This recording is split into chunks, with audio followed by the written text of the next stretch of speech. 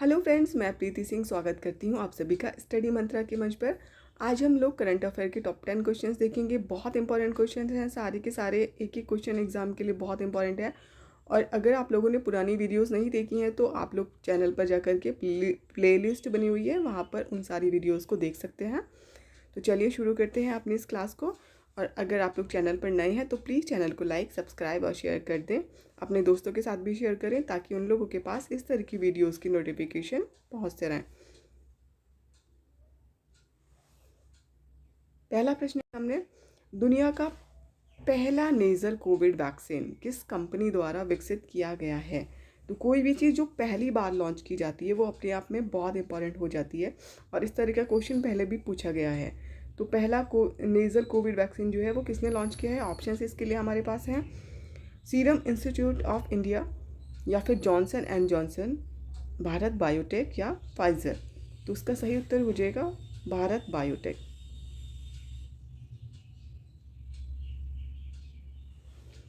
Bharat biotech ने दुनिया का पहला नेजल कोविड वैक्सीन, ध्यान देने की चीज़ है कौन सा वैक्सीन है, नेजल कोविड वैक्सीन, जिसका कि क्या नाम है, इनकोवैक है इसका नाम, ये विकसित किया है। और कंपनी को भारत में 18 वर्ष और उससे अधिक की उम्र के लिए ये वैक्सीन प्रतिबंधित आपातकालीन उपयोगों के तहत केंद्रीय औषधि मानक नियंत्रण संगठन से भी इसको मंजूरी मिल गई है। और भारत बायोटेक की इंट्रानेजल वैक्सीन को वर्तमान में उपलब्ध कोविड-19 टीकों के खिलाफ विषम बूस्टर खुराक के रूप में जो है इस्तेमाल किया जाना है। अगला प्रश्न देखेंगे, निम्नलिखित कथनों पर विचार कीजिए तथा सत्य कथन का चयन कीजिए। पहला स्टेटमेंट है, global partnership on artificial intelligence की अध्यक्षता भारत ने हासिल की है। एकदम सही बात है, ये बिल्कुल सत्य कथन है। और दूसरा स्टेटमेंट है, भारत ने यह अध्यक्षता फ्रांस से हासिल की है। तो ये भी स्टेटमेंट जो है एकदम से सही है। तो इस तरह से हमारे दोनों स्टेटमेंट, कथन 1 और 2 सत्य हैं। ये सही जो है हो जाएगा सी ऑप्शन।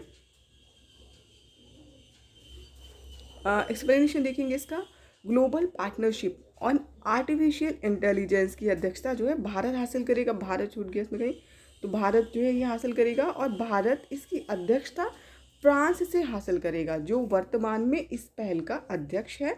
यह आर्टिफिशियल इंटेलिजेंस के उपयोग का समर्थन करने के लिए बनाया गया है। और भारत को जो है 22-23 सत्र के लिए इसकी अध्यक्षता मतलब मिलेगी।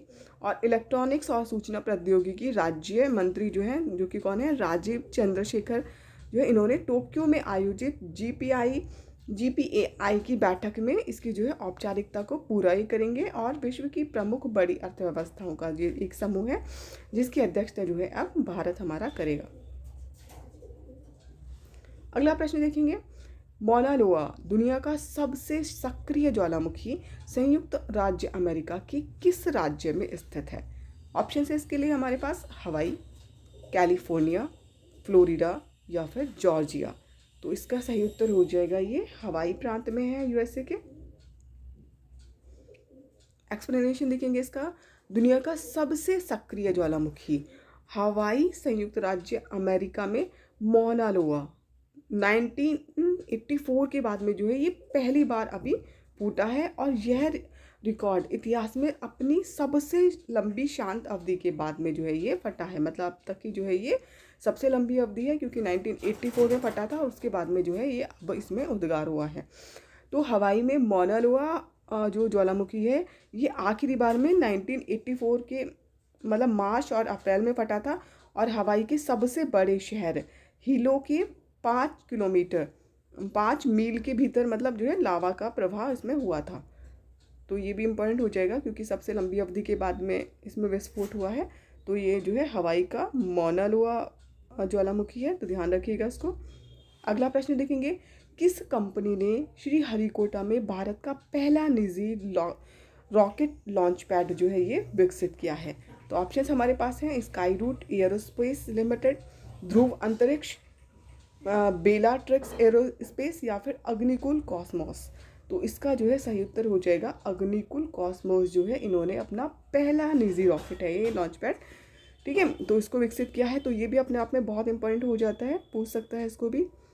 तो अब देखेंगे इसका explanation, space tech startup Agnikul Cosmos ने भारत का पहला लॉन्च पैड स्थापित किया है, जिसे हरिकोटा में एक निजी स्टार्टअप द्वारा संचालित किया जाएगा। ठीक है, कहाँ पर और किसने लॉन्च किया है, दोनों चीज़ें इंपॉर्टेंट हो जाती हैं। ठीक है, अग्निकुल कॉस्मोस ने किया है और हरिकोटा में जो है इसको संचालित किया जाएगा। इस सुविधा का उद्घाटन भारतीय अंतरिक्ष अनुसंधान संगठन इसरो के अध्यक्ष जो है एस सोमनाथ ने किया और इस पैड से अग्निकुल का पहला प्रक्षेपण जो है एक नियंत्रित और निर्देशित मिशन जो है ये होगा। अगला प्रश्न देखेंगे, किस देश के राष्ट्रपति को भारत सरकार ने गणतंत्र दिवस 2023 के लिए, जो अभी हमारा होने वाला गणतंत्र दिवस है 26 जनवरी को, इस समारोह के लिए मुख्य अतिथि के रूप में किसे आमंत्रित किया है? तो ऑप्शंस इसके लिए हमारे पास हैं मिस्र, संयुक्त अरब अमीरात या फिर इजराइल या फिर मालदीव। तो दोस्तों इसका सही उत्तर हो जाएगा मिस्र जो है ये मिस्र के राष्ट्रपति भारत में, मतलब अभी जो होने वाला गणतंत्र दिवस है आगामी, उसमें जो है ये मुख्य अतिथि होंगे। यहाँ से ये प्रश्न हमेशा बनता है कि कौन मुख्य अतिथि होने वाले हैं, तो इस चीज़ को भी आप लोग बहुत ध्यान से देखिएगा। चलिए देखेंगे इसका एक्सप्लेनेशन। भारत के विदेश मंत्रालय ने घोषणा की कि मिस्र के राष्ट्रपति कौन है, ये अब्देल फतेह अल सीसी जनवरी में गणतंत्र दिवस 2023 समारोह के मुख्य अतिथि होंगे ये। और प्रधानमंत्री नरेंद्र मोदी ने मिस्र के राष्ट्रपति को एक औपचारिक निमंत्रण भेजा था, जो कि उन्होंने 26 अक्टूबर 2022 को विदेश मंत्री एस जयशंकर को जो है इन्होंने ये सौंप दिया था। ठीक है, तो अगला प्रश्न देखेंगे हम लोग अपना। भारतीय ओलंपिक संघ की पहली महिला अध्यक्ष कौन बनने वाली हैं? तो जो है ये भारतीय ओलंपिक संघ जो है इनकी पहली महिला अध्यक्ष, ऑप्शन से हमारे पास है इसके लिए कर्णम मल्लेश्वरी, अंजू बॉबी जॉर्ज, एमडी वलसम्मा या फिर पीटी उषा। तो उसका सही उत्तर जो है पीटी उषा हो जाएगा। पीटी उषा जो है ये भारतीय ओलंपिक संघ समिति की पहली महिला अध्यक्ष जो है अभी बनने जा रही हैं, अब बन गई हैं। और दिग्गज पीटी उषा भारतीय ओलंपिक संघ IOA की पहली महिला अध्यक्ष जो है ये बनने वाली हैं, क्योंकि पूर्व भारतीय स्प्रिंटर 10 दिसंबर 2022 को होने वाले चुनावों के लिए शीर्ष पद के लिए ये अकेली उम्मीदवार हैं। और साथ ही पीटी उषा जो है ये IOA के 95 साल के इतिहास में जो है प्रमुख बनने वाली पहली ओलंपियन और अंतर्राष्ट्रीय पदक जो है ये विजेता है। अगला प्रश्न है हमारा, किस वर्ष को अंतर्राष्ट्रीय बाजरा वर्ष इंटरनेशनल ईयर ऑफ मिलेट्स जो है ये घोषित किया गया है? ऑप्शन हमारे सामने हैं 2023, 2024, 2025 या फिर 2026। तो इसका सही उत्तर हो जाएगा 2023 जो है ये अंतर्राष्ट्रीय बाजरा वर्ष घोषित किया गया है इसको।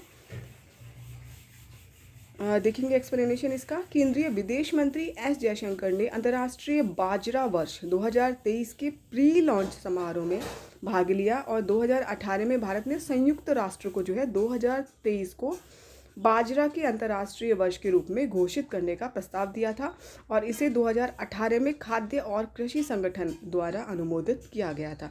ठीक है, तो बस इम्पॉर्टेंट बात यह है कि इसमें कि अभी 2023 जो है इसको भारत अंतर्राष्ट्रीय बाजरा वर्ष के रूप में जो है मना रहा है। अगला प्रश्न देखेंगे, किस देश ने हाल ही में भारत के साथ अपना पहला मुक्त व्यापार समझौता पारित किया है? ऑप्शन है हमारे पास ऑस्ट्रेलिया, जर्मनी, फ्रांस या फिर इंडोनेशिया। तो उसका सही उत्तर हो जाएगा ऑस्ट्रेलिया जो है इन्होंने अपना पहला FTA भारत के साथ में लॉन्च किया है। देखेंगे एक्सप्लेनेशन। ऑस्ट्रेलियाई संसद ने भारत के साथ देश के मुक्त व्यापार समझौता को पारित कर दिया है और प्रधानमंत्री एंथनी अल्बनीज ने इसकी घोषणा की और एक बार लागू होने के बाद यह जो व्यापार समझौता है वो कपड़ा, चमड़ा, फर्नीचर, आभूषण और मशीनरी सहित में जो है भारत के 6000 से अधिक क्षेत्रों के लिए ऑस्ट्रेलियाई बाजार में शुल्क मुक्त पहुंच जो है ये प्रदान करेगा। ऑस्ट्रेलिया पहले दिन से लगभग 96.4% निर्यात के लिए भारत को शून्य शुल्क पहुंच जो है ये प्रदान करता है। अगला प्रश्न देखेंगे, टीबी मुक्त भारत अभियान के लिए किसे राष्ट्रीय राजदूत के रूप में नामित किया गया है? तो ऑप्शन इसके लिए हमारे पास गीता फोगाट, दीपा मलिक, सानिया मिर्जा या फिर विनेश फोगाट। तो दोस्तों इसका सही उत्तर हो जाएगा दीपा मलिक को जो है ये टीबी मुक्त अभियान के लिए राष्ट्रीय राजदूत के रूप में नामित किया गया है। तो आपको दिख रहा होगा कि आज की जो सीरीज है इसके सारे ही प्रश्न लगभग बहुत ज़्यादा इंपॉर्टेंट है। सभी प्रश्न इतने इंपॉर्टेंट है कि सभी की आने की संभावना बहुत ज़्यादा है। अगला प्रश्न देखेंगे, इसका एक्सप्लेनेशन देखेंगे। पद्मश्री, खेल रत्न और अर्जुन अवार्ड है ना, इनको पद्मश्री भी मिल गया है और जो है अर्जुन अवार्ड भी मिल गया है दीपा मलिक को। और ये जो है टीबी मुक्त भारत अभियान के लिए निक्षय मित्र और राष्ट्रीय राजदूत जो है इनको नामित किया गया है दीपा मलिक को। और दीपा मलिक जो है भारत की पहली महिला पैरा ओलंपिक पदक विजेता और भारत की पैरा ओलंपिक समिति की अध्यक्ष हैं ये।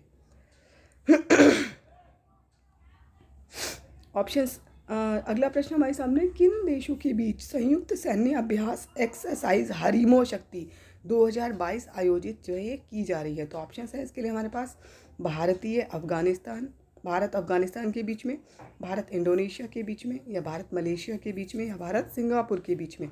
तो ये जो एक्सरसाइज हरिमो शक्ति 2022 है ये भारत और मलेशिया के बीच में संयुक्त सैन्य अभ्यास है। और देखते हैं इसका एक्सप्लेनेशन। भारत और मलेशिया के सैनिकों के बीच एक संयुक्त सैन्य अभ्यास सोमवार से मलेशिया के क्लांग स्थित पुलाई में जो है ये शुरू हो गया है और जिसका उद्देश्य जंगली इलाकों में विभिन्न अभियानों की योजना बनाने और उन्हें क्रियान्वित करने में अंतर सक्रियता को बढ़ाना है। रक्षा मंत्रालय ने जो है एक बयान में यह जानकारी दी कि भारत मलेशिया संयुक्त सैन्य अभ्यास हरिमऊ शक्ति 2022 जो है ये दिसंबर 2022 तक चलेगा। और हरिमऊ शक्ति अभ्यास जो है ये भारत और मलेशिया सेना के बीच में आयोजित किया जाने वाला वार्षिक प्रशिक्षण अभ्यास है ये। और ये 2022 से जो है आयोजित किया जा रहा है। कब से किया जा रहा है? 2022 से किया जा रहा है। और आगे देखेंगे, रक्षा मंत्रालय ने एक बयान में कहा कि इस वर्ष इस अभ्यास में भारतीय सेना की गढ़वाल राइफल्स रेजिमेंट और मलेशियाई सेना की रॉयल मलय रेजिमेंट जो है ये भाग ले रही हैं और वह इस दौरान अपने विभिन्न अभियानों से प्राप्त अनुभवों को एक दूसरे के साथ में साझा करेंगे ताकि दुर्गम वन क्षेत्रों में किए जाने वाले विभिन्न अभियानों की योजना बनाने और उन्हें पूरा करने के संबंध में पारस्परिक जो समन्वय को बढ़ावा दिया जा सके। तो ये आज की मेरी क्विज जो थी वो समाप्त हुई। Thank you so much. और अगर आप लोगों को मेरा प्रयास अच्छा लगता है तो प्लीज़ चैनल को लाइक करें, सब्सक्राइब करें और अपने दोस्तों के साथ शेयर करें ताकि उन लोगों तक भी इस तरह की वीडियोज़ की नोटिफिकेशन आते रहें और वो भी इससे लाभ लेते रहें। Thank you.